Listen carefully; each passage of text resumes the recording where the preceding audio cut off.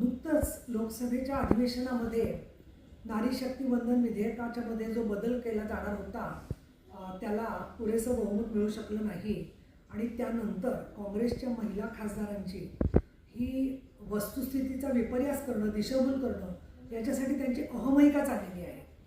एक त्यांच्या महिला खासदार NDTVवरती लाईव्ह बोलत असताना असं स्पष्ट बोलल्या आणि दिनांक 18 रोजी त्या संदर्भामध्ये त्या स्पष्टपणे असं बोलल्या की राजीव गांधींनी तर महिला आरक्षण 1988 मध्येच दिलं होतं. हे त्यावेळेला मी त्यांना ताबडतोब विचारलं की तुमच्याकडे काय पुरावा आहे, काय विधेयक आहे. मी स्वतः 1983-84 पासून स्वतः महिला चळवळीत कार्यरत आहे आणि 1988ला नॅशनल पर्स्पेक्टिव्ह प्लॅनच्या बैठका झाल्या होत्या, त्याला मी स्वतः उपस्थित होते. अशा वेळेला विधेयक वगैरे असं कुठलं आलंच नाही आहे. पहिलं महिलांच्या राखीव जागाबद्दलचं विधेयक जे आलं ते 73वी आणि 74वी घटना दुरुस्ती 92 आणि 93 साली मंजूर झाली. त्यावेळेला नरसिंहराव होते, हे बरोबर आहे. परंतु महाराष्ट्रभर, भारतभर संपूर्ण महिला चळवळीने आंदोलन केलेलं होतं की महिलांना सर्व स्तरावर 1/3 आरक्षण द्या आणि त्याच्यानंतर तो पंचायत राजचा कायदा मंजूर झालेला आहे. तेव्हापासून 1996 पासून ते आत्ता 2023 पर्यंत काँग्रेसने त्याला कधीही लोकसभेमध्ये स्वतःची राजकीय इच्छाशक्ती त्या विधेयकाच्या पाठी उभी केली नाही आणि आता काँग्रेसच्या महिला खासदारांमध्ये अहमहिका चाललेली आहे आणि राष्ट्रवादी काँग्रेसच्या महिला खासदारांच्यामध्ये की आमच्याशी बोला, आमच्याशी बोला. अरे काय बोला तुम्ही? प्रत्येक वेळेला 2014 पर्यंत महिला चळवळीचा आणि महिलांच्या अधिकाराचा अपमान केला, त्यांच्या संपूर्णपणाने आशांवर आकांक्षांतरी पाणी फिरवलं.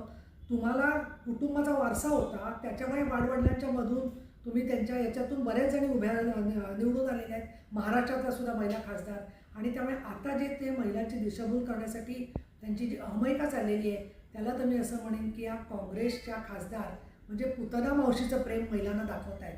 याच्याच वरती काँग्रेसची समाजवादी पक्षाच्या बरोबरीने चाललेली जी उपराटी नीती आहे, महिलांची फसवणूक आहे, याच्यावरती आमचे मुख्य नेते एकनाथजी शिंदे यांनी आज सविस्तर लेख लिहिलेला आहे आणि त्याच्यामध्ये त्यांनी समाजवादी पक्षाचे नेते बलात्काराच्या प्रश्नावर लडकी कभी कभी गलती करते अशी विधानं केलेली होती.